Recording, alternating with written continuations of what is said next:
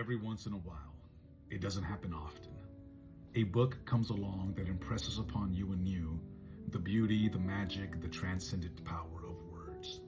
So much so that you wonder how they did it. You wonder what must have been going on in their mind as they crafted their gift to the world. You wish you could have been sitting next to them as they wrote. Well, if Steinbeck's East of Eden is among your favorites, then your wish has been granted. When he began working on the novel, his friend and editor gifted him a blanket journal. He wrote the novel by longhand in this journal.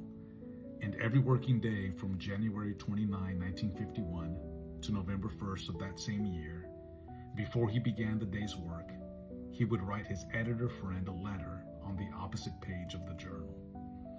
Steinbeck referred to these letters as a warm-up, a way of gathering his thoughts. He said, "I think I write in this page almost like a pitcher warming up to pitch, getting my mental arm in shape to pitch a good game."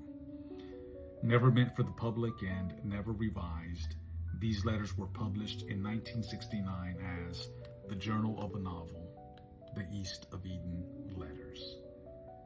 And in these letters, he wrote about his method and his motives.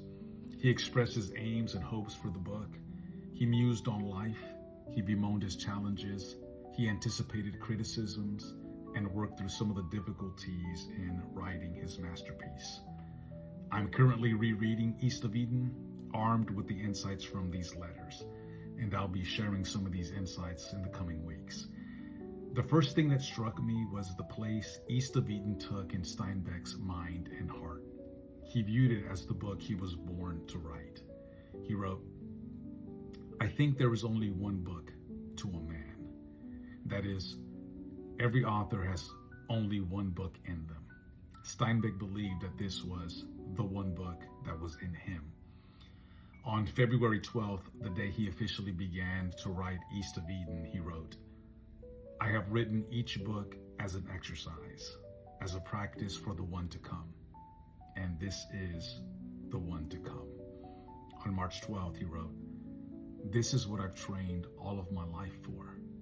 On July 2nd, "I have been writing this book my whole life. It is the first book. The rest was practice." On July 9th, "Always before I have held something back for later. Nothing is held back here. This is not practice for a future. This is what I have practiced for."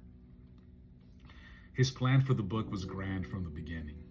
He said, "A book, at least the kind of book I am writing, should contain everything that seems to me to be true." But he not only set out to embed his philosophy within the pages of this book. This is the book that he put himself into intentionally and unmistakably.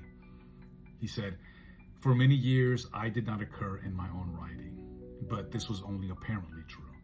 I was in them every minute. I just didn't seem to be. But in this book, I am in it, and I don't for a moment pretend not to be." So in East of Eden, we have one of America's greatest authors, exerting all of his greatest talents, drawing from the deep well of his experience and his greatest gifts in order to give us the greatest writing he had ever produced.